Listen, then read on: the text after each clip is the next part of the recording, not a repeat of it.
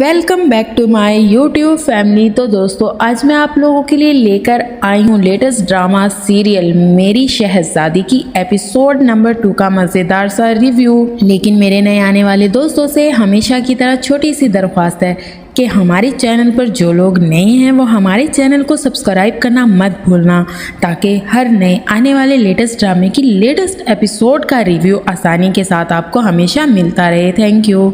तो दोस्तों आखिरकार जो है दानिया के ताया अबू जो कि सीएम हैं, वो उनकी तबीयत बहुत ज़्यादा ख़राब होती है। नौबत यहाँ तक आ जाती है कि वो अस्पताल पहुँच जाते हैं।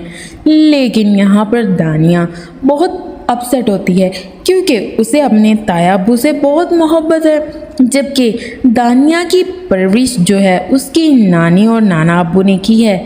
लेकिन वो फिर भी अपने जो है चाचू से और ताया अबू से बेहद मोहब्बत करती है। लेकिन वो कभी इस चीज़ का इजहार नहीं करती क्योंकि उसकी नानी को जो है उसके अब्बू के ख़ानदान का जिक्र करना बिल्कुल भी पसंद नहीं है। लेकिन यहाँ पर वो लोग बातें कर रहे होते हैं।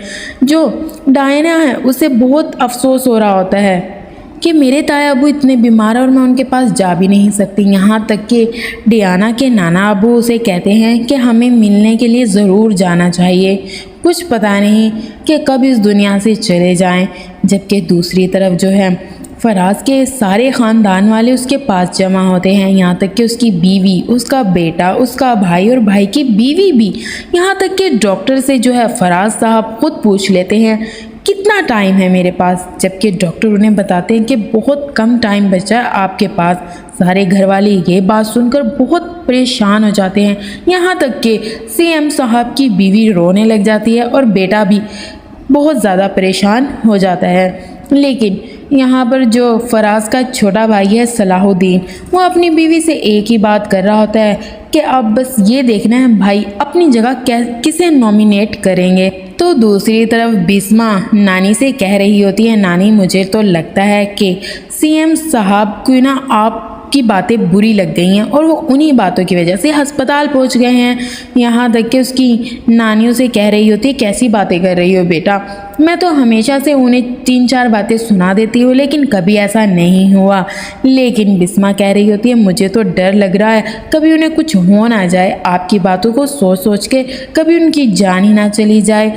जबकि दूसरी तरफ शहरोज़ अपने बाबा को देखकर परेशान हो रहा होता है। शहरोज़ से उसका बाबा कह रहा होता है कि अब मेरे बाद जो गद्दी है वो तुमने संभालनी होगी। जबकि दूसरी तरफ सीएम का छोटा भाई सलाहुद्दीन यानी डियाना का अब्बू ये प्लानिंग कर रहा होता है कि मुझे लगता है भाई साहब जो है तलहा को नॉमिनेट करेंगे, क्योंकि तलहा जो है वो सलाहुद्दीन का बेटा है और वो अपनी बीवी से यही कह रहा होता है कि मुझे लगता है भाईजान जो है तलहा को ही नॉमिनेट करेंगे। जबकि सलाहुद्दीन की बीवी कहती है उनका अपना बेटा भी है, वो हमारे बेटे को क्यों नॉमिनेट करेंगे। उसकी बीवी ये बात बिल्कुल ठीक सोच रही होती है दोस्तों। लेकिन यहाँ पर सलाहुद्दीन को तो इस बात पर पूरा एतमाद होता है ऐसा नहीं हो सकता, क्योंकि शहरोज़ को सियासत में कोई दिलचस्पी नहीं है। वो तो पाकिस्तान भी नहीं रहना चाहता, पाकिस्तान से बाहर ही रहना चाहता है, वहीं शादी करना चाहता है। यहाँ तक कि शहरोज़ का अब्बा यानी सीएम साहब वो अपने बेटे से कह रहा होता है कि बेटा मेरे बाद जो गद्दी है तुम्हें ही संभालनी पड़ेगी और तुम्हें किसी ख़ानदानी लड़की से शादी करनी होगी ताकि हमारे ख़ानदान को वो अच्छे तरीके से समझ सके। अब यहाँ पर सीएम साहब के दिमाग में क्या चल रहा है दोस्तों ये तो कोई नहीं जानता, क्योंकि उसके दिमाग में डियाना के ख्यालात चल रहे थे। वो चाहता है कि दानिया की शहरों से शादी हो।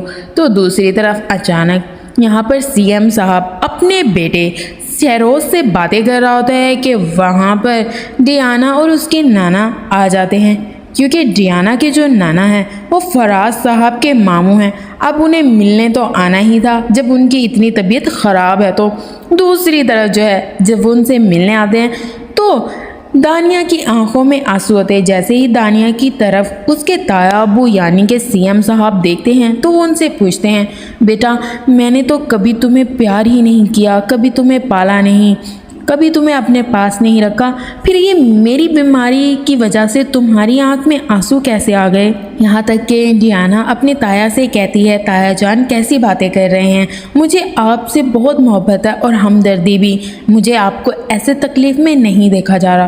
तो दूसरी तरफ दोस्तों यहाँ पर सलाहुद्दीन और उसकी बीवी को ये पता चल ही जाता है कि भाई साहब जो हैं वो अपने बेटे शहरोज़ को अपनी गद्दी के लिए नॉमिनेट कर रहे हैं। तो उनको ये बात ज़रा अच्छी नहीं लगती, क्योंकि वो तो अपने बेटे के बारे में सोच रहे थे ना।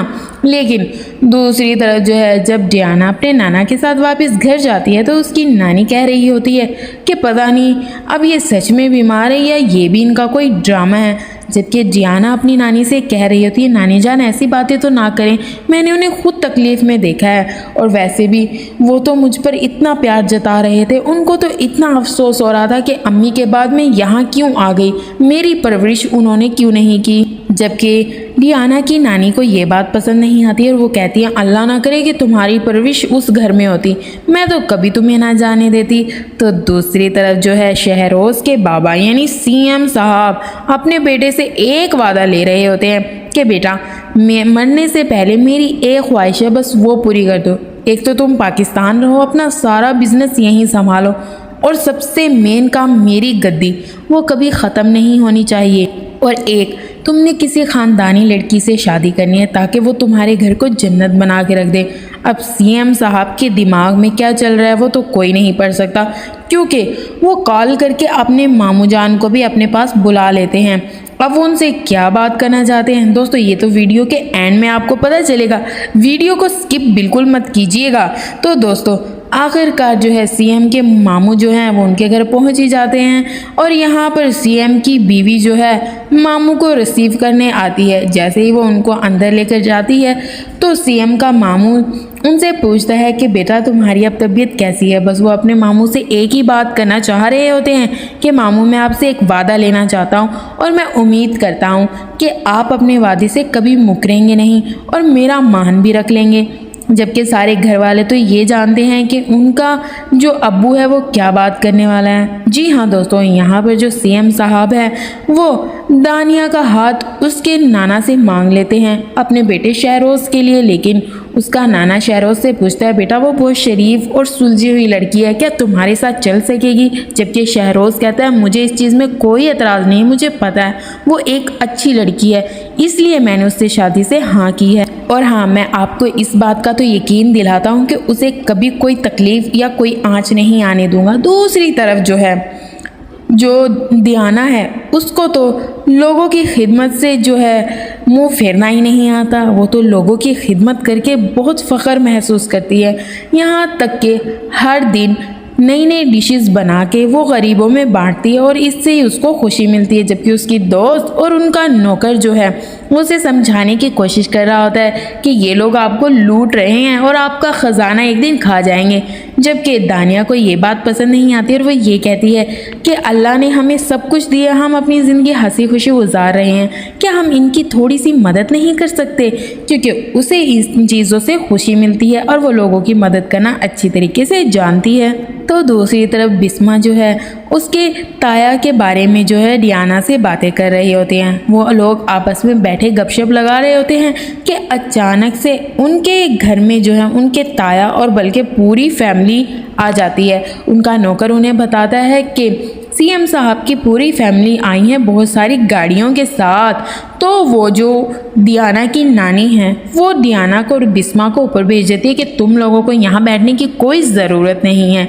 जब सब लोग अंदर आ जाते हैं उनका मामू उनका वेलकम करता है। यहाँ पर सीएम साहब जो है अपने मामू से सिर्फ एक बात करने के लिए आए हैं, और दोस्तों वो बात ये है कि वो डियाना का हाथ मांगना चाहते हैं अपने बेटे शहरोज़ के लिए। लेकिन जैसे ही डियाना की नानी ये बात सुनती है वो तो गुस्से से हक्का बक्का हो जाती है और एकदम खड़ी हो जाती है। लेकिन यहाँ पर सलाहुद्दीन कहता है कि मुमानी जान, आखिर डियाना मेरी बेटी है और मुझे उसका फैसला करने का पूरा हक है, और आप कैसी बातें कर रही हैं, आपकी बेटी को मैंने नहीं मारा, वो अपनी मौत खुद मरी थी। लेकिन यहाँ पर जो है दानिया की नानी साफ इनकार कर देती है कि मेरी तरफ से तो इनकार है और दुनिया में हज़ारों लड़कियाँ भरी हुई हैं, मेरी डियाना ही क्यों। लेकिन यहाँ पर सीएम साहब जो है अपने हाथ बांध के अपनी ममानी के सामने खड़े हो जाते हैं और उनसे कहते हैं कि प्लीज़ मेरी ये आखिरी ख्वाहिश समझ के इसे पूरा कर दें और मुझे मेरी बेटी सौंप दें। मैंने वैसे भी उसकी अपनी ज़िंदगी में उसके लिए कुछ नहीं किया, लेकिन मैं अब कुछ करना चाहता हूँ। दोस्तों उम्मीद करती हूँ ये एपिसोड आपको अच्छा लगा होगा। नेक्स्ट एपिसोड के लिए हमें सब्सक्राइब करना मत भूलना।